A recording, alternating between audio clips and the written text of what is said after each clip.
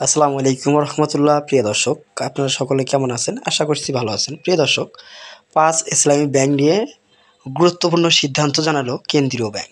প্রিয় দর্শক, দুর্বল পাঁচ ব্যাংক একীভূত হয়ে যে টাকা ফেরত পাওয়ার কথা ছিল, আসলেই তারা সেই টাকা ফেরত পেতে যাচ্ছে অবশেষে।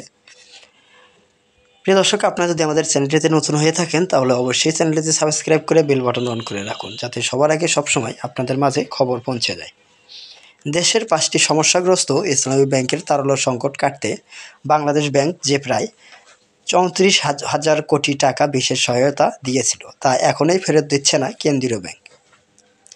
নীতি নির্ধারণী বৈঠকে সিদ্ধান্ত হয়েছে, ততক্ষণ না ব্যাংকগুলোর একীভূতকরণের মাধ্যমে সম্মিলিত ইসলামী ব্যাংক নামে নতুন ব্যাংক গঠন সম্পূর্ণ হয়, ততক্ষণ এই অর্থ পুনরুদ্ধার স্থগিত থাকবে।